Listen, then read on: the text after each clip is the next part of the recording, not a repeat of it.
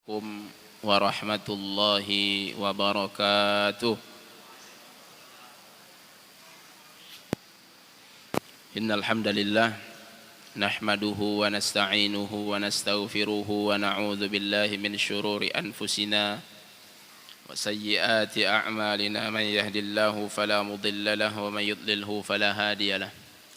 Asyhadu an la ilaha illallah wahdahu la syarika lahu wa asyhadu anna Muhammadan abduhu wa rasuluh. Allahumma salli wa sallim ala rasulina Muhammad wa ala alihi wa ashabihi wa ahli baitihi wa azwajihi wa man sara ala nahjihi ila yaumil qiyamah. Amma ba'du, ma'asyaral muslimin, jemaah sekalian, a'azzani Allahu wa iyyakum jami'an. Alhamdulillah, tak bosan-bosannya dan jangan sampai pula bosan, yaitu syukur kita kepada Allah Azza wa Jalla atas segala karunia Allah yang telah Allah curahkan kepada kita semua, yang takkan pernah bisa kita sebutkan, bahkan tak bisa kita ingat. Maka jangan pula kita tidak ingat untuk bersyukur kepada Allah. Kemudian kita juga memohon kepada Allah Azza wa Jalla semoga salawat beserta salam senantiasa Allah sampaikan kepada Rasul alaihi salatu wassalam. Kaum muslimin, jemaah sekalian, a'azzani Allah wa iyyakum jami'an. Kita masih di pembahasan yang sama tentang gambaran kehidupan orang-orang mulia yang ada di sekitar Rasulullah sallallahu alaihi wasallam, yang peristiwa-peristiwa menakjubkan sangat banyak terjadi di tengah mereka, dan peristiwa itu bukanlah hayalan, dongeng atau cerita-cerita yang tak jelas dan fiksi, namun apa yang terjadi, hal-hal yang menakjubkan itu terjadi dengan nyata. Oleh karena itu, mudah-mudahan dengan kita membuka lembar-lembar peristiwa tersebut, kita kaji bersama, kita telusuri, mudah-mudahan menjadi inspirasi dan jadi model untuk kita, sehingga dapat kita contoh sosok-sosok yang mulia tersebut. Kaum muslimin yang dimuliakan Allah Azza wa Jalla, lanjutan dari pembahasan kitab Suwar min Hayati Sahabah karya Abdurrahman Rafat Basha. Hari ini kita sampai ke seorang sahabat Nabi, mungkin jarang kita dengar namanya, tapi memiliki peristiwa yang sangat menakjubkan bersama Rasulullah sallallahu alaihi wasallam, yaitu yang bernama Sumamah bin Utsal. Sahabat ini bernama Sumamah bin Utsal, pakai huruf sa, ya, Sumamah bin Utsal radhiyallahu anhu. Seperti biasa kaum muslimin, muallif memulai pembahasan dengan kata-kata mutiara. Kata mutiara hari ini tentang sahabat yang mulia ini adalah yadribul hisar al-iqtisadi ala Quraisy. Sumamah bin Utsal, beliau melakukan pemboikotan ekonomi terhadap orang Quraisy. Jadi Bapak dan Ibu, pemboikotan ekonomi artinya ada hal besar yang menggoncang orang-orang Quraisy oleh Sumamah bin Utsal tadi. Bagaimana bisa kata-kata mutiara ini tertuliskan oleh muallif? Insyaallah kita akan sampai. Mari sama-sama kita perhatikan. Kaum muslimin yang dimuliakan Allah Azza wa Jalla, pada tahun ke-6 Hijrah, tahun ke-6 Hijrah, berarti kita harus garis bawahi bahwa belum terjadi penaklukan Mekah, karena Mekah dibebaskan oleh Rasulullah. Fathu Mekah itu terjadi pada tahun 8 Hijriah. Nah, artinya ini belum terjadi Fathu Mekah, pembebasan kota Mekah dari orang-orang kafir Quraisy, orang-orang musyrikun, yang artinya Mekah masih dikuasai oleh orang-orang kafir. Nah, itu kita kasih garis bawah dulu supaya nyambung nanti pembahasan kita. Jadi kaum muslimin yang dimuliakan Allah, Rasulullah berada di Madinah pada tahun 6 Hijriah, yang mana Mekah masih dikuasai dan didominasi oleh orang-orang kafir. Nah, di tahun ini azamar Rasul salawatullah alaihi ala an yuwassi'a nitaqa da'watihi ila Allah. Rasulullah sallallahu alaihi wasallam pun bertekad untuk memperluas penyebaran dakwah kepada Allah ini. Dakwah Islam ini ingin Rasulullah perluas. Lalu apa yang dilakukan oleh Rasulullah sallallahu alaihi wasallam? Fakatabat samaniyata kutubin ila mulukil Arabi wal Ajam. Maka Rasulullah sallallahu alaihi wasallam pun menulis 8 surat yang dialamatkan kepada pembesar-pembesar, dan di sini disebutkan kepada para raja-raja dan penguasa di semenanjung Arab dan non-Arab. Jadi Rasulullah kirimlah 8 surat melalui sahabat-sahabat yang mulia yang akan menyampaikan surat-surat ini. Jadi Bapak dan Ibu dimuliakan Allah Subhanahu wa taala, ini adalah di antara strategi Rasulullah sallallahu alaihi wasallam tentu untuk menyebarluaskan dakwah. Jadi kita selalu sampaikan bahwa kita jangan sampai termakan oleh olok-olokan orang-orang di luar sana yang mengatakan bahwa Islam itu disebarkan dengan pedang, dengan kekerasan, dengan paksaan. Tidak. Islam tidak pernah memaksa orang lain untuk masuk Islam. La ikraha fid din. Lalu pertanyaan berikutnya, kenapa terjadi peperangan? Peperangan tadi terjadi karena mereka menutup daerah mereka sehingga tak diberi izin Islam untuk masuk. Tak diberi izin dakwah Islam untuk masuk. Maka peperangan itu selalu disebut dengan futuhat. Futuhat itu artinya pembukaan. Nah, setelah selesai perang tadi, tak pernah ada sejarah Islam menyuruh orang tadi masuk Islam. Kalau enggak masuk Islam dipancung, enggak ada. Maka situlah kita harus ingat bahwa Islam tak pernah memaksa orang untuk masuk Islam. Dan itulah yang Allah sampaikan, la ikraha fid din. Namun kita terus berdakwah. Jadi kaum muslimin, Islam tidak dengan kekerasan, tetapi Islam tak pernah mundur satu tapak pun bila ada yang mengancam kita, terutama yang 5 hal. Yang maqasidus syariah yang 5 hal. Bila kita terancam 5 hal ini Bapak dan Ibu, maka kita enggak boleh mundur itu. Yang pertama, terancamnya nyawa. Ada begal Pak, bertahan Pak, perjuangkan. Bila kita meninggal dunia, kita syahid. Bila dia meninggal, maka dia di neraka. Yang kedua, harta. Bila ada yang mau merampas harta kita, perjuangkan. Yang ketiga, harga diri. Harga diri itu bukan artinya kayak anak-anak SD. Nah, SD itu kan dia main-main sama kawannya, dibuatnya lingkaran. Ah, ini kepala ayah kamu. Ini kepala ayah kamu. Tengok ada pijaknya.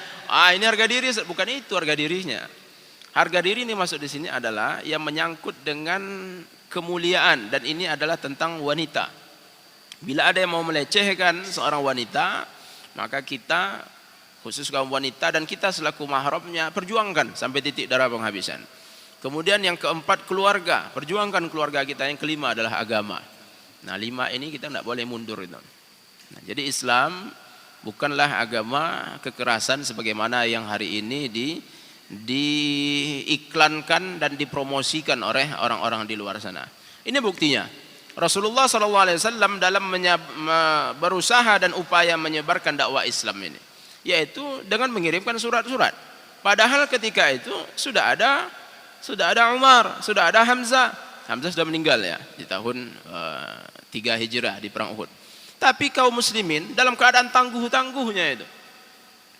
Dalam keadaan tangguh-tangguhnya. Tetapi Rasulullah mengirimi surat, dan ini adalah salah satu bentuk upaya dan strategi Rasulullah sallallahu alaihi wasallam, dan dikirimkan kepada para raja. Nah, jadi Bapak dan Ibu ini melakukan Allah.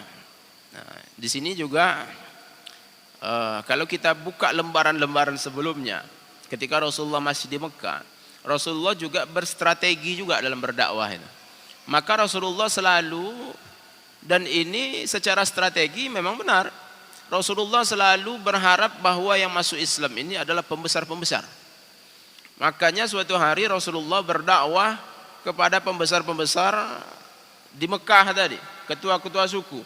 Rasulullah berdakwah kepada Abu Jahal, lalu berdakwah kepada Umayyah bin Khalaf, ada di situ juga. Berdakwah kepada Utbah bin Rabi'ah, berdakwah kepada Walid bin Al-Mughirah, ayahnya Khalid bin Al-Walid. 4 orang ini dengkotnya kafir nih Pak, konco-konconya Abu Jahal semuanya ini. Kalau dia rapat tuh Abu Jahal, inilah orang-orang kawan dia rapat. Jadi Rasulullah sangat berharap mereka masuk Islam. Maka Rasulullah berdakwah kepada mereka dan sangat berharap, dan Rasulullah prioritaskan dalam berdakwah kepada mereka. Sehingga ketika itu datanglah Abdullah bin Umi Maktum, minta kepada Rasulullah supaya dibacakan ayat-ayat Al-Quran. Beliau ingin mendengarkan bagaimana wahyu kalam Allah Azza wa Jalla terabaikan oleh Rasulullah. Sehingga Rasulullah pun berdakwah fokus kepada mereka tadi. Lalu langsunglah turun di waktu itu juga surah Abasa. Abasa wa tawalla an ja'ahul a'ma. Turun 16 ayat. Jadi Bapak dan Ibu, ini belakang Allah Azza wa Jalla, ini adalah di antara strategi-strategi dalam menyebarkan Islam ini. Jadi Rasulullah mengirim 8 surat kepada raja-raja. Nah, di antara raja-raja yang teralamatkan surat tadi adalah Sumamah bin Utsal Al-Hanafi. Jadi Sumamah ini Pak adalah penguasa rupanya, raja. Beliau adalah raja di antara raja-raja dari Bani Hanifah yang terkemuka, dan beliau adalah penguasa di Yamamah, di Najd. Di Yamamah, dan disinilah nantinya muncul manusia terlaknat, yaitu Musailamah Al-Kadzab. Jadi Musailamah itu sekampung dia sama Sumamah bin Utsal. Bapak Ibu dimuliakan Allah Azza wa Jalla. Begitu Sumamah memperoleh surat dari Rasulullah tadi, beliau pun mengambil surat tadi dalam keadaan membusungkan dada, menolaknya dalam kesombongan. Iyalah dia raja. Disurati surat dakwah seperti itu, dia raja. Siapa pula yang berani ngajak-ngajak raja seperti itu, mendakwahi raja? Jadi beliau ambil surat tadi dalam keadaan kesombongan, karena dia adalah seorang penguasa, orang yang mulia, dan itu dalam pandangan dia, sehingga beliau pun tenggelam dalam keadaan seperti itu. Tak cukup di situ. Lalu Sumamah bin Utsal, innahu raqibahu syaitanuhu. Beliau pun sudah dalam keadaan seperti itu dan punya kekuasaan. Maka orang-orang yang punya kekuasaan, ini ada hal yang harus dihati-hati di sana. Ya, bisa-bisa dan selalu kerap bisa ditunggangi oleh syaitan. Beliau pun ditunggangi oleh syaitan, sehingga beliau pun menginginkan untuk membunuh Rasulullah sallallahu alaihi wasallam dan menghentikan dakwah Rasulullah. Pak, Bu, ini keinginan raja. Kalau raja berkeinginan itu jadi. Tidak sebatas cerita-cerita kombur-kombur, tidak. Memang udah disusunnya rencananya untuk membunuh Rasulullah, menghabisi Rasulullah sehingga Islam ini habis, selesai. Nah, dalam keadaan seperti itu, beliau dalam keadaan keinginan untuk membunuh Rasulullah sallallahu alaihi wasallam. Laula anna ahad a'mami Sumamah salahu an azmihi fi akhir lahzah fanajjallahu nabiyahu min syarrihi. Rupanya alhamdulillah dengan karunia Allah, izin Allah, adalah salah seorang paman dari Sumamah tadi, yang namanya orang-orang tua, biasanya orang yang sudah arif dan bijak. Nah, pamannya inilah menghentikan Sumamah tadi, sehingga Allah pun menyelamatkan Rasulullah sallallahu alaihi wasallam dari keburukan Sumamah ini. Nah, itu yang dilakukan oleh Sumamah. Jadi Bapak dan Ibu dimuliakan Allah Azza wa Jalla, Sumamah ini begitu beliau dalam keadaan yang terliputi oleh kegelapan yang luar biasa, benci kali kepada Rasulullah sallallahu alaihi wasallam dan Islam, maka yang terjadi pada dirinya adalah fa asamma uzunaihi an sima'i da'watil haqqi wal khairi. Maka beliau pun tertulikan dari mendengarkan dakwah kebenaran ini. Pak, Bu, tuli itu kan secara zahirnya itu tak bisa mendengar. Tetapi Sumamah ini dan semua orang yang seperti ini biasanya itu bisa mendengar. Bisa mendengar, tetapi tuli. Jadi ini ada isyarat yang besar kepada kita Bapak dan Ibu. Hati-hati kita. Bahwa bisa saja kita memiliki mata dan memiliki telinga, tetapi bisa saja itu tak berfungsi secara normal. Bisa saja ada punya mata tapi tak bisa melihat. Tak nampaknya anak-anak miskin, anak-anak yang sekolah, yang kesulitan keuangannya. Sedangkan dia sekali isi mobilnya 900.000. Saya pernah nampak ada orang isi mobil Sampai 1 juta lebih. Ngisi bahan bakar mobil 1 juta lebih. Apalah salahnya anak-anak yatim, orang-orang yang sedang belajar di pesantren, anak-anak yang kesulitan, datang. Berikan, salurkan sedikit kepada mereka. Tapi tak nampak tuh Pak. Apa sebabnya? Nah, di sini ada isyarat bahwa mata kita yang bisa melihat tetapi bisa menjadi tidak normal. Telinga pun juga seperti itu. Dan Allah sudah sampaikan langsung ini Pak. Maka Allah sampaikan, afara'aita man ittakhadha ilahahu hawahu wa adallahu Allahu ala ilmin wa khatama ala sam'ihi wa qalbihi wa ja'ala ala basarihi ghishawah faman yahdihi min ba'dillah afala tadhakkarun. Apakah engkau telah melihat wahai Muhammad orang yang menjadikan hawanya, hawa, keinginan, nafsunya itu dia jadikan sebagai Tuhannya. Artinya dia jadikan pedoman hidup dia. Apapun yang dilakukan harus sesuai keinginannya. Oh iya ya, oh iya ya, oh iya ya. Itu terus diikutinya. Dia jadikannya hawanya tadi sebagai penuntun dia di dalam kehidupannya, bahkan di dalam masalah agama. Begitu berbicara agama, tak cocok ini. Begitu mendengar agama, oh ini tak enak ini. Oh ini enak, hati-hati. Itu pula yang terjadi kepada Bani Israel. Begitu datang utusan Allah, bimala tahwa anfusukum mustakbartum, tapi tak sesuai dengan hawa kalian, maka kalian pun menyombongkan diri wahai Bani Israel. Fa fariqan kadzdzabtum wa fariqan taqtulun. Maka sebagian utusan Allah itu, para rasul itu kalian dustakan, sebagian lagi kalian bunuh. Itu sifat Bani Israel itu. Jadi hawa ini Bapak dan Ibu Allah sampaikan, engkau wahai Muhammad, sudahkah engkau lihat? Telah engkau lihatkah orang yang menjadikan hawanya sebagai Tuhannya? Apa yang terjadi? Fa'adallahu Allahu ala ilmin. Maka Allah sesatkan dia padahal dia berilmu. Jadi Bapak dan Ibu, kita harus berhati-hati. Ternyata walaupun seseorang itu berilmu, tapi bisa tersesat Pak. Bisa tersesat walaupun dia berilmu. Maka itu yang terjadi kepada orang-orang sebelum sana. Kalau yang memang betul-betul nyata Bapak dan Ibu, mungkin ada 2 orang yang mungkin jarang kita dengar, tetapi 2 orang ini fenomenal. Yang pertama ini di musim-musim penjajahan lah begitu kan, ekspansi dunia ini. Yang pertama ada nama seorang pastor dari Belanda, namanya Arend Jan Wensing. A.J. Wensing singkatannya itu.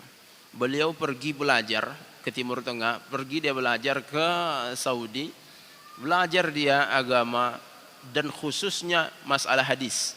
Sehingga beliau mendalami masalah hadis luar biasa, hadis-hadis sangat banyak dia hafal, lalu dia susun kitab yang berjudul Mu'jam Mufahras. Ini orang-orang yang belajar hadis pasti tahu kitab itu. Mu'jam Mufahras itu Bapak dan Ibu ensiklopedia hadis. Artinya kalau kita mau mencari hadis umpamanya innamal a'malu binniyat, maka kita cari kalimatnya binniyat, cari dalam kitab tadi, lalu akan keluar langsung tuh rinciannya. Hadis Bukhari nomor sekian, hadis Muslim nomor sekian, Sunan Abu Daud nomor sekian, An-Nasai nomor sekian. Kitab yang luar biasa.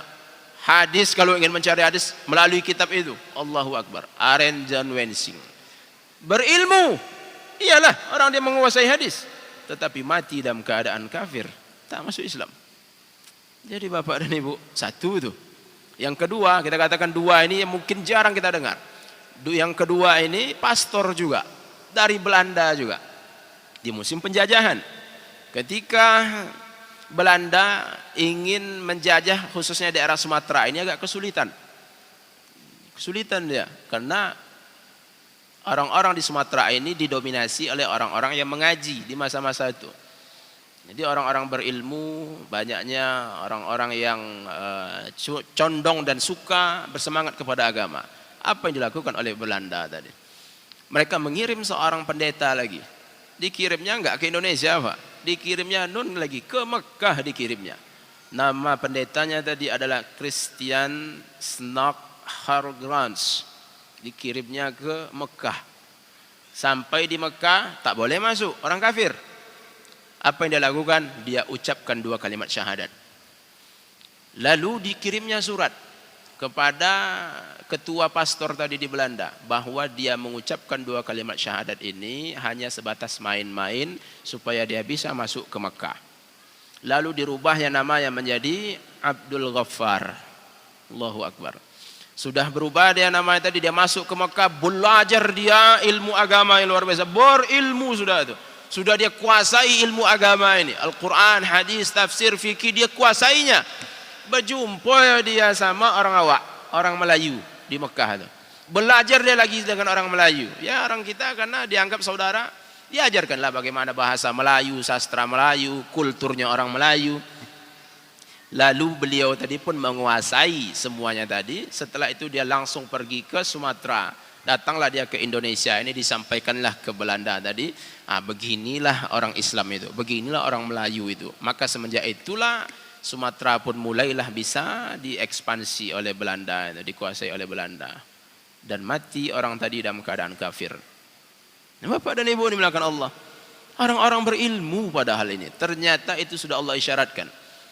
Bahwa ada orang-orang yang Allah sesatkan padahal dia berilmu. Banyak Bapak dan Ibu. Kalau masalah ilmu itu. Di tengah-tengah Rasulullah bagaimana paman kandung Rasulullah. Abu Lahab. Tahu dia arti la ilaha illallah itu. Abu Talib. Tahu arti la ilaha illallah itu. Masyarakat di Mekah itu tahu arti la ilaha illallah itu. Mereka berilmu. Maka Allah sampaikan wala in sa'altahum man khalaqas samawati wal arda la yaqulunna Allah. Seandainya engkau tanya mereka siapa yang telah menciptakan langit dan bumi, niscaya mereka akan menjawab yang menciptakannya adalah Allah. Wala in sa'altahum man khalaqahum la yaqulunna Allah. Seandainya engkau tanya mereka wahai Muhammad, siapa yang menciptakan mereka? Kalian ini siapa yang menciptakan kalian? Maka mereka akan menjawab Allah yang menciptakan tadi. Mereka berilmu tapi mereka tenggelam dalam kesesatan. Ternyata itu adalah hukuman dari Allah Bapak dan Ibu. Wa adallahu Allahu ala ilmin. Allah pun menyesatkan mereka padahal mereka berilmu. Qarun berilmu tuh Pak. Bahkan dia memiliki hubungan saudara dengan Nabi Musa, sepupunya Nabi Musa alaihissalam. Itu disebutkan oleh Al-Imam Ibnu Katsir dalam kitab Al-Bidayah wa Nihayah. Bersaudara mereka itu. Tetapi tersesat dia karena sudah terlena dengan hartanya. Allahu Akbar. Lalu Allah pun sesatkan dia. Wa adallahu Allahu ala ilmin. Nah, kalau sudah tersesat padahal tadi berilmu, apa yang terjadi Pak? Yang terjadi adalah wa khatama ala sam'ihi wa qalbihi. Allah tutup pendengarannya dan hatinya. Jadi wa ja'ala ala basarihi ghishawah. Lalu Allah jadikan di depan matanya itu ada dinding. Jadi tak berfungsi lagi panca indera kita. Maka perhatikanlah. Tak sedikit saudara-saudara kita. Tausiah-tausiah, ceramah-ceramah itu sampai ke telinga mereka. Tetapi mereka tetap juga tak menerimanya. Betapa banyak saudara kita yang rumahnya berada di sekitaran masjid. Toa masjid itu pun bahkan di atap rumah dia letaknya. Tapi enggak mau juga ke masjid. Nah, ternyata Bapak dan Ibu, kuping tadi telah tertutup, telah Allah kunci. Na'udzubillah summa na'udzubillah. Nah, Sumamah bin Usal ini pun begitu beliau memperoleh surat tadi itu, beliau tetap dalam keadaan merasa sombongnya tadi, merasa hebatnya tadi seorang raja, sehingga beliau pun tertutup telinganya, matanya, hatinya dari menerima kebenaran tadi. Bahkan ingin membunuh Rasulullah sallallahu alaihi wasallam. Nah, setelah peristiwa itu, tak berapa lama berlalu. Nah, sebelum ini ya, surat Rasulullah tadi responnya seperti itu. Dia ingin malahan membunuh Rasulullah, tetapi alhamdulillah salah seorang pamannya menghentikannya. Tetapi rupanya gangguan tujuan buruk dia kepada Rasulullah memang sudah terhenti, tetapi kepada para sahabat enggak. Bila dia tahu ada seorang dari masyarakatnya yang masuk Islam, yang mengikuti Rasulullah, maka beliau akan siksa dengan siksaan yang luar biasa. Bahkan beliau pun tak segan-segan membunuhnya. Jadi para sahabat Nabi pun ada yang dibunuh oleh Sumamah bin Usal ini. Sehingga Bapak dan Ibu, karena peristiwa seperti itu, fa'ahdaran Nabi alaihi salatu wassalam damahu wa a'lana dzalika fi ashabihi. Lalu Rasulullah pun, karena seperti ini dilakukan oleh Sumamah, Rasulullah pun mengumumkan bahwa Sumamah ini halal darahnya, boleh dibunuh. Rasulullah sampaikan kepada para sahabatnya, silakan siapa yang bisa membunuh Sumamah bin Usal, karena beliau telah melakukan hal-hal yang seperti ini tadi. Jadi beliau telah menjadi DPO, data pencarian orang yang diburu.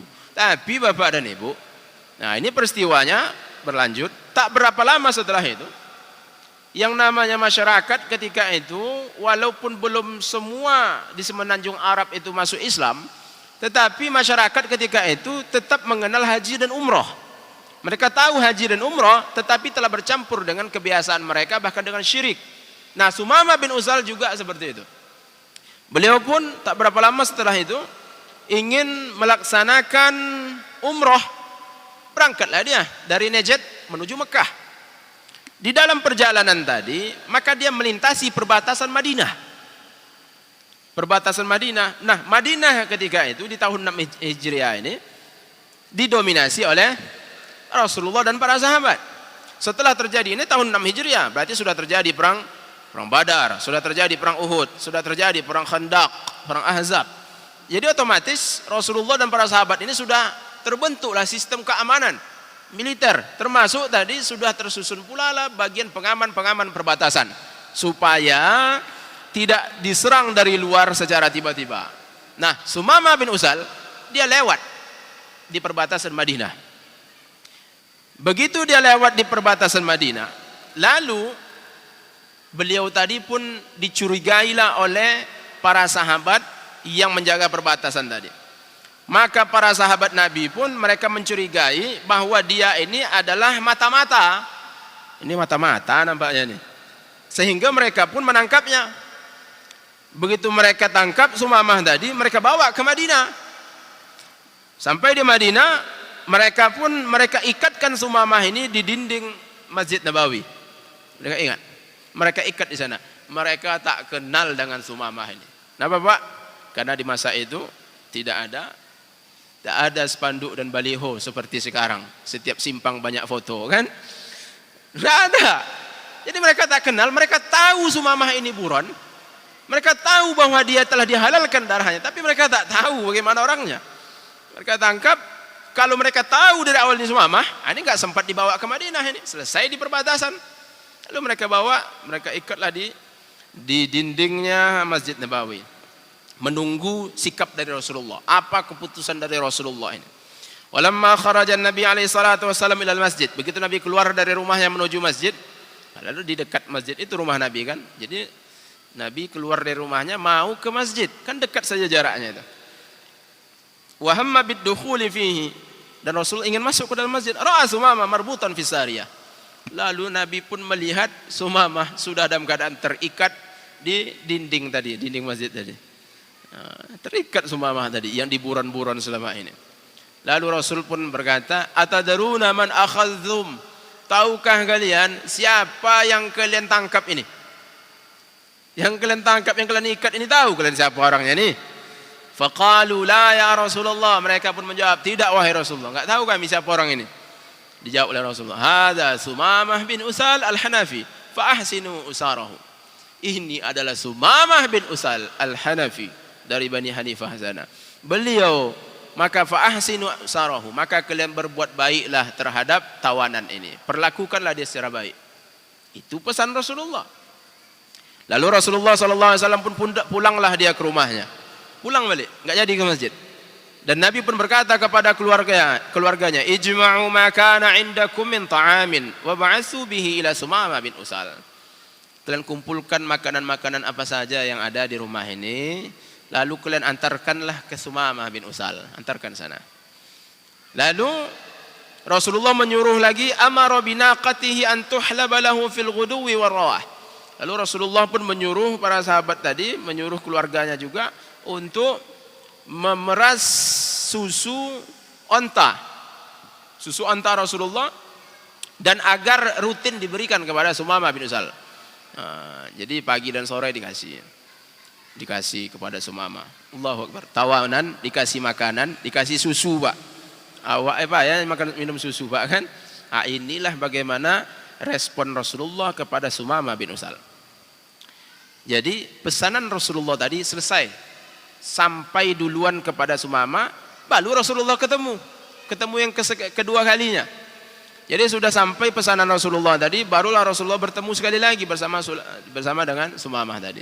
Lalu Nabi pun berkata kepada Sumamah dan mengajaknya untuk mengajaknya masuk Islam. Dan Nabi pun mengatakan, Ma indaka ya Sumamah. Apa yang ada pada dirimu ini wahai Sumamah?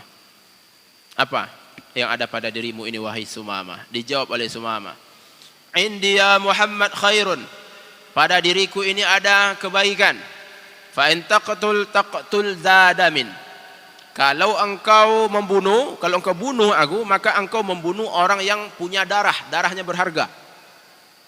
Wa in tun'im ala syakirin.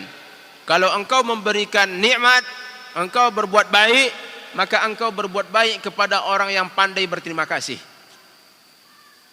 Wa in kunta turidul mal fasal tu'ta minhu ma syi'ta. Kalau engkau ingin harta wahai Muhammad, sebutkan berapapun yang kau inginkan.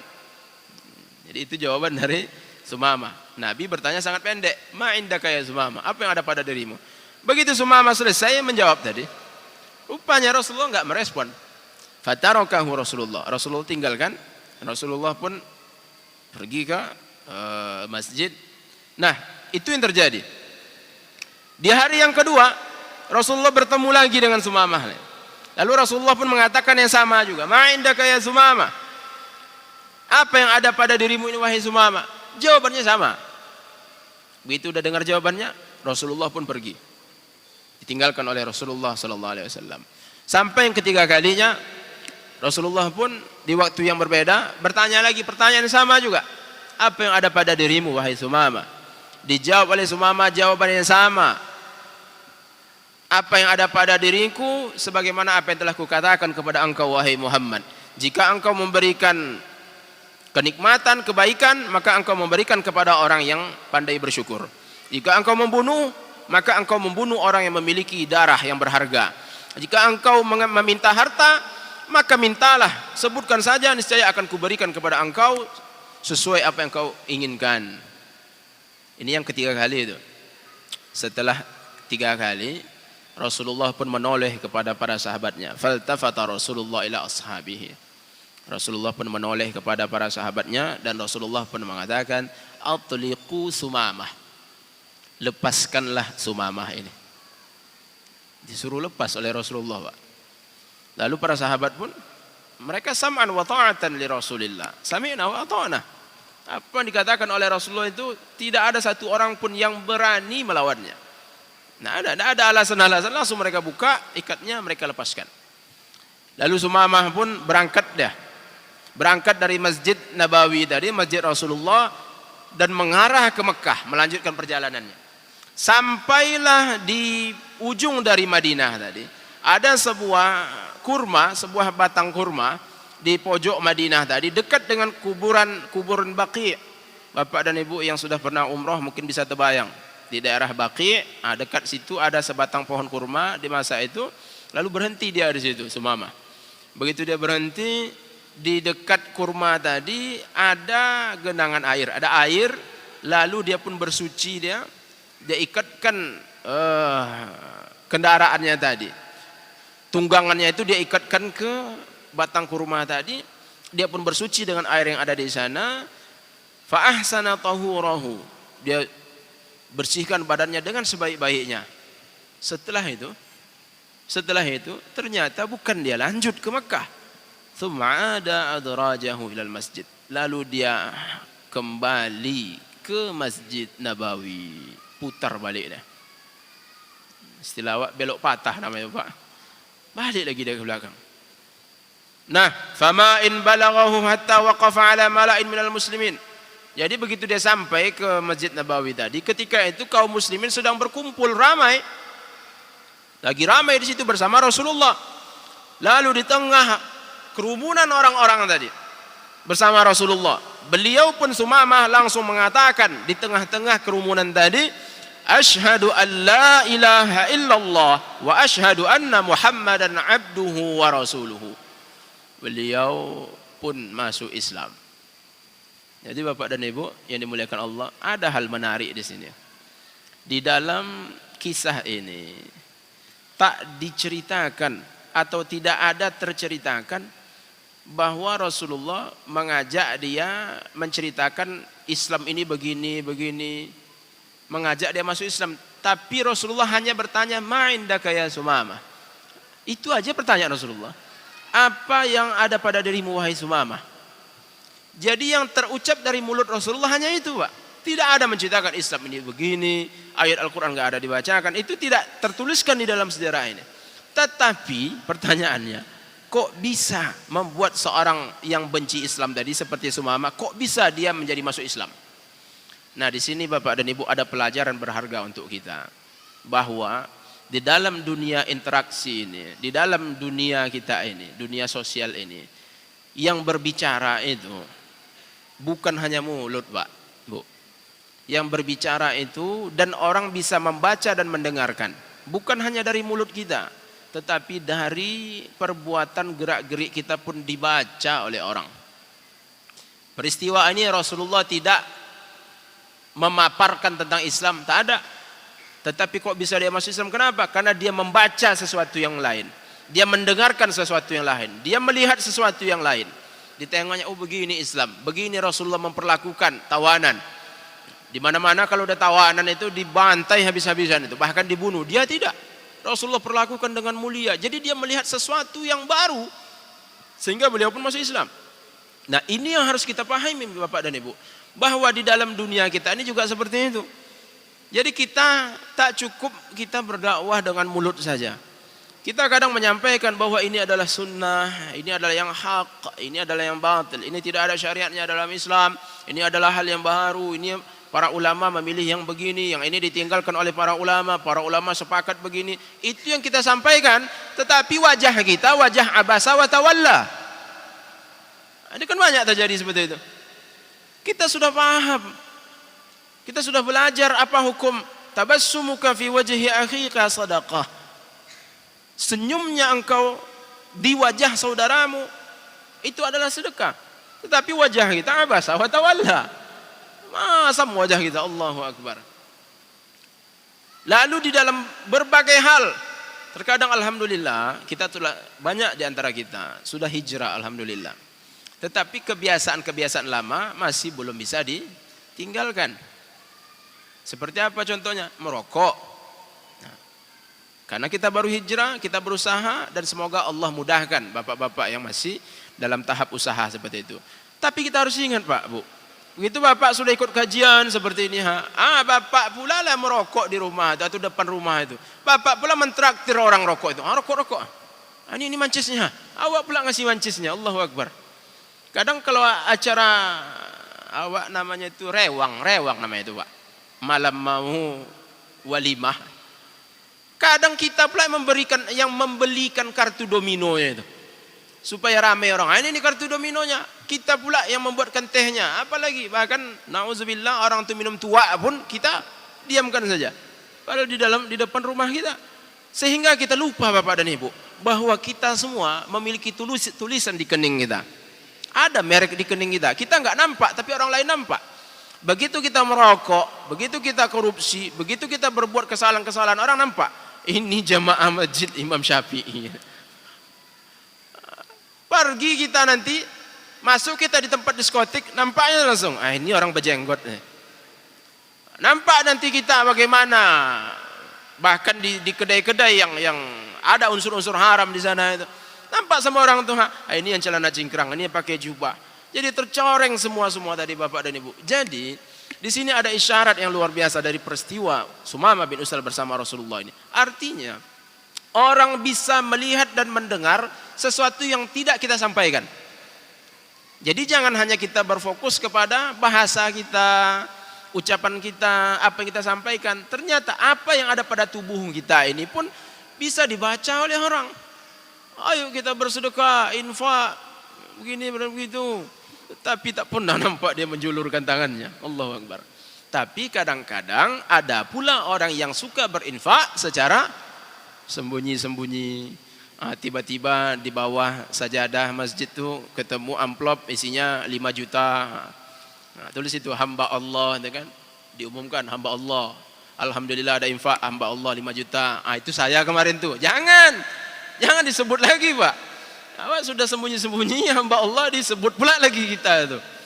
Jadi apalagi musim kampanye, Allahu Akbar. Jadi Bapak dan Ibu, nah ini yang harus kita perhatikan bahwa yang terpancar dari tubuh kita bisa dibaca orang. Nah, ini kita harus hati-hati. Bahasa kita selalu tinggi. Ada orang terbawa dia bahasa lama. Kita kan seperti itu. Kalau orang Jawa cenderung bahasanya medok itu Pak ya. Kalau orang Batak cenderung bahasanya agak vokal. Nah, jadi terbawa itu tadi suku-suku kayak kami di pinggir pantai. Pinggir pantai itu bahasanya kasar tuh Pak. Kasar kami itu selalu teriak-teriak, banyak preman tuh. Terbawa nanti ke tengah orang padahal kita sudah belajar bagaimana tutur kata yang baik itu di dalam Islam. Man kana yu'minu billahi wal yaumil akhir falyaqul khairan aw liyasmut. Siapa yang beriman kepada Allah dan hari akhir hendaknya dia berkata yang baik atau dia diam. Tahu kita, tetapi ini yang kita ucapkan. Nah, orang membaca, inilah kita. Na'udzubillah summa na'udzubillah. Nah, jadi Bapak dan Ibu, inilah yang mendorong Sumamah bin Utsal walaupun tak didakwahi oleh Rasulullah tentang Islam, tapi dia masuk Islam. Karena beliau membaca hal-hal yang terpancar dari Rasulullah SAW tadinya. Nah, setelah beliau masuk Islam, beliau pun berkata kepada Rasulullah, "Ya Muhammad, wahai Muhammad, wallahi ma kana ala zahril ardi." Ini panjang, kita sampaikan saja langsung artinya. Wahai Muhammad, tidak ada di atas muka bumi ini satu wajah pun yang paling kubenci. Wajah manusia yang paling kubenci di dunia ini, wahai Muhammad, tidak ada. Min wajhika, melebihi wajahmu. Sangat aku benci dengan wajahmu itu, wahai Muhammad, kata Sumamah bin Utsal. Lalu dilanjutkannya lagi, wa qad asbaha wajhuka ahabbal wujuhi kulliha ilayya. Dan sekarang sesungguhnya wajahmu telah menjadi wajah yang paling kucintai di atas muka bumi ini, wahai Muhammad. Dilanjutkannya lagi, wallahi ma kana dinun abghadha ilayya min dinika. Demi Allah, tidak ada satu agama pun yang paling kubenci di dunia ini melebihi agamamu ini, agama Islam. Namun sekarang agamamu inilah menjadi agama yang paling kucintai di atas dunia ini, wahai Muhammad. Wallahi ma kana baladun abghadha ilayya min baladika. Demi Allah, tidak ada satu negeri pun yang paling kubenci di atas dunia ini melebihi negerimu ini, Madinah ini. Namun sekarang negerimu inilah negeri yang paling kucintai. Lalu dia pun melanjutkan lagi, laqad kuntu asabtu fi ashabika daman faman ladzi tujibuhu alayya. Sesungguhnya dulu sebelum ini aku telah menimpakan kepada para sahabatmu pertumpahan darah, sehingga sahabat-sahabat Rasulullah tadi ada yang dibunuh, ada yang tersiksa. Telah kulakukan seperti itu. Lalu apakah yang wajib kulakukan untuk menebus itu, wahai Rasulullah? Jadi begitu ingin menebus kesalahannya. Jadi kita seperti itu Bapak dan Ibu. Ketika kita dulunya adalah orang-orang yang berada di dunia kegelapan dengan maksiat segala macamnya, kita hijrah, maka berusahalah kita bagaimana cara menghilangkan, bagaimana cara menghapuskan kesalahan kita sebelumnya. Nah, ternyata jawaban Rasulullah, dijawablah oleh Rasulullah, la tasriba alaika ya Sumamah, fa innal Islam yajubu ma qablahu. Tidak ada dosa, tak ada salah atas engkau wahai Sumamah, karena Islam menghapuskan dosa sebelumnya. Nah, jadi saudara-saudara kita, Bapak dan Ibu, bila ada kesalahan-kesalahan dia, tenggelam di dunia kegelapan sebelumnya, lalu hijrah sebenar-benar hijrah, bukan hijrah seperti cabainya pecel lele, habis pedasnya makan lagi, enggak begitu. Tapi hijrah memang sebenar-benar hijrah, maka kita janganlah mempreteli masa-masa lalunya itu. Lalu Allah Azza wa Jalla, Nabi SAW menyampaikan, kullu ummati mu'afa illal mujahirin. Semua umat Islam, umatku ini diampunkan oleh Allah Azza wa Jalla dosanya, kecuali orang-orang yang menampakkan dosanya itu. Orang yang menampakkan dosanya adalah orang yang telah Allah tutupkan. Dia pernah melakukan berbagai macam kesalahan, kegelapan, lalu Allah tutupkan, tetapi dia pula bercerita sudah itu. Itulah artinya orang yang menampakkan dosanya. Nah, orang seperti itu, maka itu yang tak diampunkan oleh Allah. Maka kegelapan yang lama itu tutup saja. Jangan ceritakan, oh saya dulu semua sudah saya lakukan. Nah, bangga pula menceritakan itu. Allahu Akbar. Maka itu ditinggalkan. Nah, Bapak dan Ibu, kesalahan sebelumnya bila kita taubat kembali kepada Allah, insya Allah Allah ampunkan. Namun kesalahan yang berbentuk dengan hak-hak manusia itu tak selesai rupanya. Jadi kalau apa yang berkaitan dengan hak manusia, ada pernah memfitnah orang, ada pernah mengambil harta orang, mencuri, merampok segala macam, itu selesaikan. Ada pernah hutang kepada orang, itu selesaikan. Karena itu Bapak dan Ibu akan dipersengketakan lagi nanti di hadapan Allah Subhanahu wa taala. Jadi itulah nanti akan menjadi orang-orang muflis. Kita khawatirkan itu orang yang bangkrut. Dia datang dengan pahala puasa, dia datang dengan pahala salat, sedekah, zakat, haji, tetapi dia datang dengan membawa kesalahan-kesalahan juga. Hak orang lain tak terselesaikan, ya nauzubillah. Maka kita harus hati-hati, selesaikan itu di dunia ini. Maka Rasulullah sallallahu alaihi wasallam di berbagai hadis yang sahih, Rasulullah tidak pernah mau mengsolatkan jenazah orang yang punya hutang.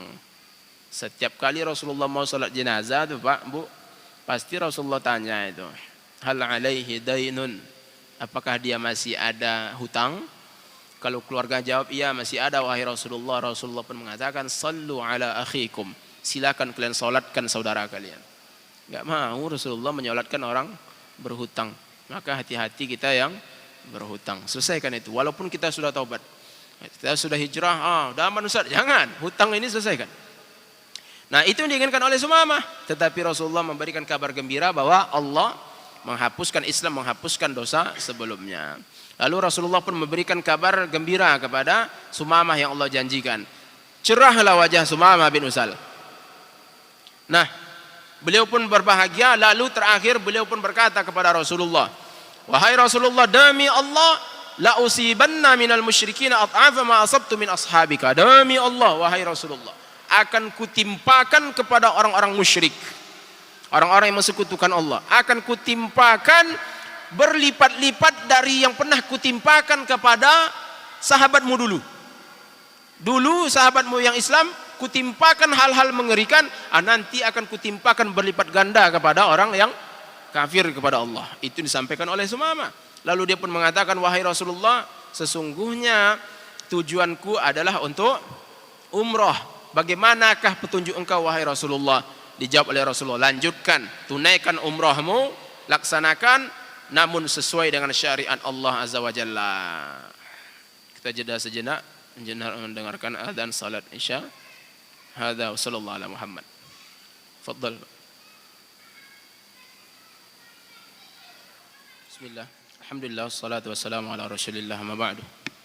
Kaum muslimin, a'azzanillahu wa iyyakum jami'an. Jadi Sumamah beliau minta izin kepada Rasulullah ingin melanjutkan umrah. Dan umrah dia di awal tadi niatnya adalah untuk tawaf di sekitar Ka'bah, lalu untuk berkurban ke berhala-berhala yang ada di sekitar Ka'bah. Karena dari awal kita sampaikan bahwa Mekah belum dibebaskan. Nah, beliau minta izin, lalu disampaikan oleh Rasulullah SAW, lanjutkan, tunaikan umrahmu itu, namun sesuai dengan syariat Allah Azza wa Jalla. Nah Bapak dan Ibu, artinya ibadah itu hak. Ibadah itu adalah hak. Ternyata yang hak ini, ibadah ini, bisa bercampur dengan yang batil. Dan itu sudah terjadi di masa Rasulullah. Umrah itu hak, tetapi telah bercampur dengan yang batil, yaitu ada patung, berkurban kepada patung. Nah artinya Bapak dan Ibu, maka kita pun jangan merasa aneh. Jangan merasa aneh bahwa di tengah-tengah kita pun juga bisa seperti itu. Maka Bapak dan Ibu, sudah banyak yang hak itu datang kepada kita. Bagaimana sebenarnya cara sholat? Ada campuran batil di sana. Bagaimana cara azan? Ada campuran dengan batil di sana. Jadi kita harus benar-benar istiqamah dalam menuntut ilmu supaya kita tahu mana yang hak, mana yang batil. Karena ini terus terjadi, jangankan di masa kita, di masa Rasulullah sudah terjadi. Ada yang hak bercampur dengan yang batil. Jadi di tengah kita tentu Rasulullah sudah nggak ada lagi, maka tambah subur lagi lah batil itu. Salatnya sudah harusnya begini sesuai Rasulullah, maka ada tambahannya begini. Penyelenggaraan jenazah harusnya begini sesuai petunjuk Rasulullah, lalu dibuat begini. Jadi bercampurnya yang hak dengan yang batil ini akan terus terjadi, sehingga Rasulullah pun mengatakan, innallaha yab'atsu fi kulli ra'si mi'ati sanatin man yujaddidu lahu dinahu. Sesungguhnya Allah akan terus mengutus setiap 100 tahun. Setiap 100 tahun akan terus Allah utus orang-orang yang akan memperbaharui agama ini. Memperbaharui itu artinya Bapak dan Ibu, artinya mengembalikan ke standar awal. Kalau bahasa Arab namanya tajdid. Tajdid itu bukan aliran baru tapi memperbaharui. Memperbaharui itu kembali ke standar awal. Bapak beli sepeda motor lalu dipakai sekian lama, udah rusak ini dan itu, bawa ke pabrik lagi, kembali beli bannya ban standar awal, spionnya standar awal, lampunya standar awal, rantai-rantainya standar awal. Itu namanya pembaharuan, dikembalikan ke standar awal. Tapi kalau Bapak beli sepeda motor, begitu keluar spionnya diganti pakai spion Avanza, knalpotnya diganti, Honda sepeda motor yang begigi diganti, yang bisa naik ke atas tempat duduk itu knalpotnya. Allahu Akbar. Nah, bannya diganti, rantainya diganti, semua diganti, joknya diganti. Nah, itu bukan namanya pembaharuan, itulah namanya aliran baru itu. Diganti-gantinya, ditambah-tambahnya. Adapun di dalam syariat Islam, dan ini disampaikan oleh Rasulullah, setiap 100 tahun akan terus ada orang-orang yang akan membawa kita ke standar awal lagi. Maka kita jangan merasa aneh lagi. Apa yang ada di tengah-tengah kita, ini kok begini, maka jangan kita ambil pusing. Kita ambil saja petunjuk Rasulullah sallallahu alaihi wasallam. Nah, Sumamah pun berangkat. Beliau begitu sampai ke Mekah, langsung beliau berteriak. Begitu mau masuk ke Mekah, dekat ke Masjidil Haram, langsung beliau berteriak di sana. Labbaik Allahumma labbaik. Ini sudah diajarkan oleh Rasulullah tadi. Labbaik la syarika laka labbaik. Innal hamda wan ni'mata laka wal mulk la syarika lak. Lalu tercatatlah dalam sejarah, fakana awwala muslimin ala zahril ardi dakhala Makkah mulabbiyan. Maka itu adalah, peristiwa ini adalah, dan beliau adalah orang yang pertama kali di sepanjang sejarah dunia ini, yang pertama kali masuk ke Makkah dalam keadaan bertalbiyah dengan kuat seperti itu. Jadi Bapak dan Ibu, kita yang sudah umrah, alhamdulillah bertalbiyah, lalu kita saksikan bagaimana orang bertalbiyah. Ternyata sejarah awal talbiyah tadi, masuk ke Mekah tadi, yang paling pertama melakukannya adalah Sumamah bin Usal radhiyallahu anhu. Nah, dari awal kita sampaikan bahwa Mekah tadi didominasi oleh orang-orang kafir. Begitu mereka mendengar suara talbiyah tadi, langsunglah mereka keluar dari rumahnya sambil membawa pedang yang tak bersarung lagi. Udah dicopotnya pedangnya itu. Memang ini apa namanya ini, kan betandang namanya ini, masuk ke negeri orang yang mayoritasnya orang seperti itu dengan talbiyah pula. Lalu orang-orang tadi pun mendatangi, mencari suara tadi sambil menenteng pedang. Dibawanya pedang udah tak bersarung lagi. Nah, begitu nampaknya Sumamah bin Usal, terkhusus anak muda, karena anak muda kan semangatnya tinggi. Nah, mulailah anak-anak muda tadi mau menghantam Sumamah bin Usal. Lalu kelihatan oleh yang lainnya, orang-orang yang kenal dengan Sumamah. Lalu orang-orang yang kenal pun menghentikan. Waihaka ta'lam man hadha. Celakalah kalian, tahukah kalian siapa orang ini? Yang mau kita keroyok nih, tahu kalian siapa dia? Innahu Sumamah bin Usal malikul Yamamah. Sesungguhnya dia adalah Sumamah bin Usal, rajanya, penguasanya Yamamah di Najd. Beliaulah rajanya. Demi Allah, kalau seandainya kalian menimpakan keburukan kepadanya, niscaya kaumnya akan membalas untuk kita ini. Ini rajanya, jangan mencolek itu. Jadi selesai, tak ada yang berani mencoleknya. Sehingga pedang tadi pun kembali mereka sarungkan. Masih ramai lagi nih.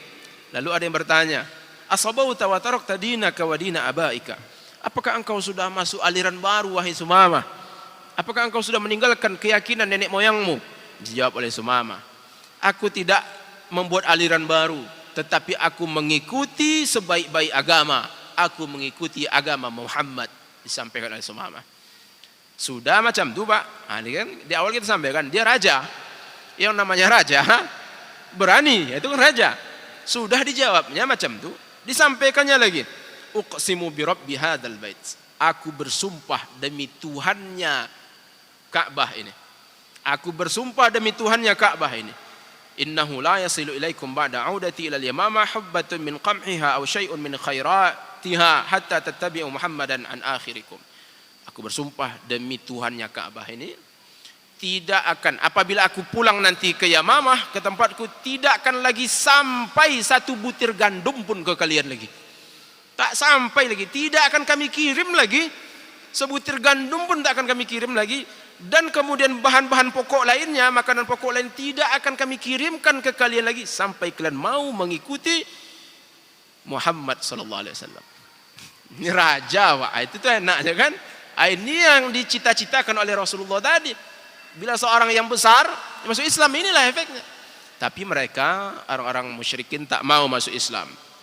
Selesai umrah Sumamah lalu berkurban juga, tapi bukan untuk berhala, namun kepada Allah Subhanahu wa taala. Pulang. Ternyata ditunaikannya, Pak. Ini namanya raja, selesai. Diboikotnya lah semua transaksi perdagangan bahan-bahan pokok, terutama gandum, di stopnya. Begitu di stopnya dari Yamamah tadi, gandum tidak ada lagi sampai ke Mekah, maka mulailah orang-orang Mekah kelaparan, bahkan ada yang hampir meninggal karena kelaparan. Kelaparan satu penduduk Mekah. Nah, sudah seperti itu, datanglah orang-orang penduduk Mekah tadi, pemuka-pemukanya mengirim surat. Ke siapa suratnya, Pak? Kalau ke Sumamah nggak akan mempan itu. Mereka pandai, maka mereka kirim suratnya kepada Rasulullah sallallahu alaihi wasallam. Mereka tulis suratnya, wahai Muhammad, sesungguhnya perjanjian antara engkau dengan kami bahwa engkau adalah seorang yang menjaga hubung silaturahim. Nah, sesungguhnya engkau sudah memutus itu. Engkau telah memutus hubungan silaturahim kita. Engkau telah membunuh ayah-ayah kami dengan pedang di perang-perang. Telah terjadi peperangan antara kita, engkau telah membunuh ayah-ayah kami. Engkau sekarang membunuh anak-anak kami pula dengan cara kelaparan, wahai Muhammad. Sesungguhnya Sumamah bin Utsal, beliau telah memutuskan jalur perdagangan sehingga ekonomi di Mekah pun dalam keadaan sulit. Lalu mereka pun meminta an yab'atsa ilaina bima nahtaju ilaihi faf'al. Maka sekiranya engkau berkenan, wahai Muhammad, utuslah, sampaikanlah kepadanya agar dia kembali menyalurkan apa-apa yang kami butuhkan. Lalu Rasulullah pun memenuhi apa yang mereka harapkan tadi, karena Rasulullah sallallahu alaihi wasallam adalah seorang yang memiliki akhlak yang sangat mulia. Lalu Rasulullah kirim berita kepada Sumamah agar kembali dikirimkan bahan-bahan pokok. Nah, selesai Bapak dan Ibu dimulakan Allah. Itulah Sumamah bin Utsal.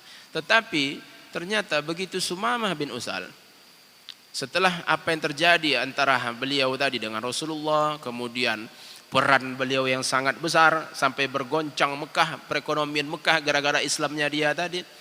Nah, ternyata Bapak dan Ibu, ketika Rasulullah wafat, mulailah orang berbondong-bondong keluar dari Islam, murtad, dan termasuk di kampungnya tadi, di negerinya tadi. Tadinya sudah banyak masuk Islam.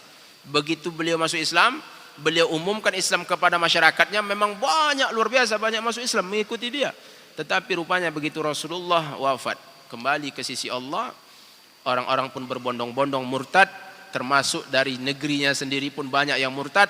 Sudahlah murtad, muncul pula Musailamah di situ. Dalam keadaan seperti itu, beliau datangi Musailamah. Begitu bertemu dengan Musailamah, lalu beliau pun berbicara, berpidato di depan masyarakat, di depan Musailamah. Mas Musailamah itu ada di situ tuh. Ocu Musailamah itu ada di situ tuh. Dia pun berpidato di situ. Beliau pun menyampaikan, ya Bani Hanifah, wahai Bani Hanifah, innahu la yajtami'u nabiyyani fi waqtin wahidin. Sesungguhnya tak akan berkumpul dua orang nabi dalam satu waktu. Wa inna Muhammadan Rasulullah. Sesungguhnya Nabi Muhammad adalah seorang utusan Allah, la nabiyya ba'dahu, tak ada nabi setelahnya. Wala nabiyya yusyraku ma'ahu, dan tidak ada satu nabi pun yang berkongsi dengan dia.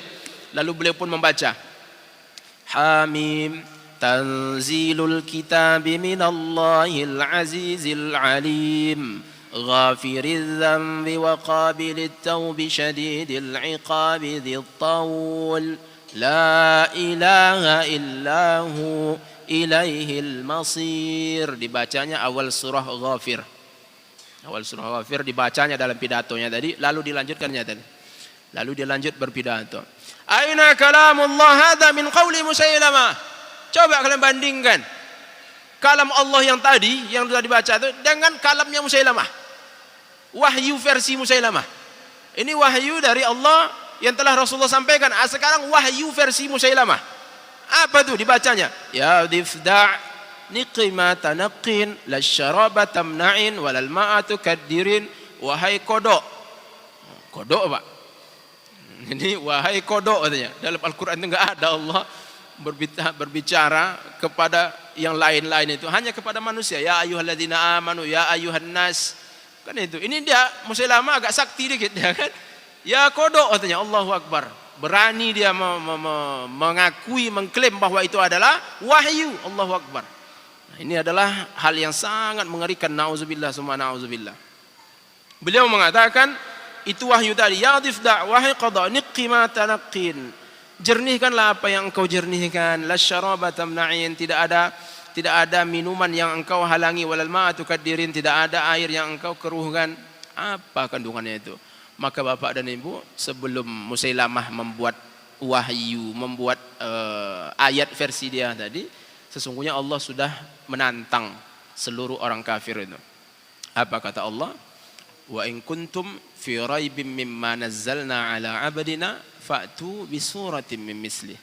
Jika kalian ragu terhadap apa yang telah kami turunkan kepada hamba-hamba kami, maka datangkanlah satu surah yang sama dengan itu. Surah yang pendek sajalah, surah An-Nasr atau Al-Kautsar. Buatlah ayat seperti itu. Niscaya tak akan pernah sanggup. Itu janji dari Allah Azza wa Jalla, dan itu tentunya adalah bentuk mukjizat Islam ini. Maka Bapak dan Ibu, seluruh dunia ini, tak usah ayat yang jauh-jauh, Al-Fatihah itu saja. Kalau kita dari Kandis ini baca Alhamdulillahi Rabbil Alamin, kita minta saudara kita yang ada di Kalimantan, coba sambung, maka sama semuanya. Ar-Rahmanir Rahim. Kita minta saudara kita yang di Australia sambung, Maliki Yaumiddin. Kita minta yang di Amerika sambung, Iyyaka na'budu wa iyyaka nasta'in. Yang di Eropa sambung, Ihdinas siratal mustaqim. Seluruh dunia tidak ada perbedaan satu huruf pun, dan itu janji dari Allah. Inna nahnu nazzalna dzikra wa inna lahu lahafizun. Sesungguhnya kamilah yang telah menurunkan Al-Quran ini, dan sesungguhnya kami yang akan menjaganya. Nah, Musailamah berani dia mengatakan ada ayat-ayat lain yang turun kepada dia. Maka Bapak dan Ibu, ternyata respon masyarakatnya tadi, masyarakat dari Sumamah juga dan pengikut dari Musailamah tadi, mereka pun mengatakan asyhadu anna Muhammadan shadiqun wa annaka kadzdzabun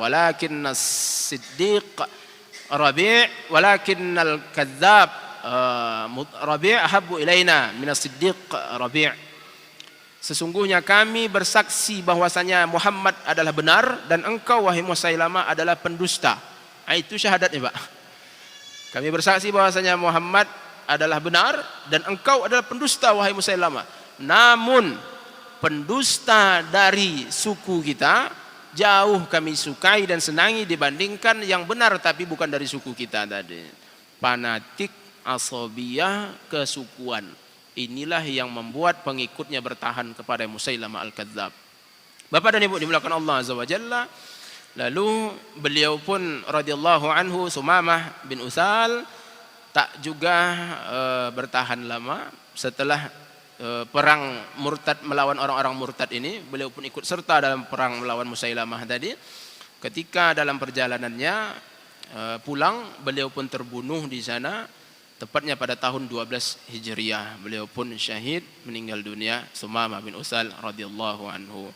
Jadi Bapak dan Ibu dimuliakan Allah Azza wa Jalla, semoga Allah memberikan balasan yang terbaik kepada sahabat yang mulia ini. Allah letakkan di tempat yang terbaik di sisinya, dan semoga menjadi inspirasi untuk kita semua bahwa beginilah orang-orang yang berada di sekitar Rasulullah sallallahu alaihi wasallam. Mudah-mudahan bermanfaat. Hadza wa sallallahu ala Muhammad subhanakallahumma bihamdika asyhadu an la ilaha illa anta astaghfiruka wa atubu ilaik. Assalamualaikum warahmatullahi wabarakatuh.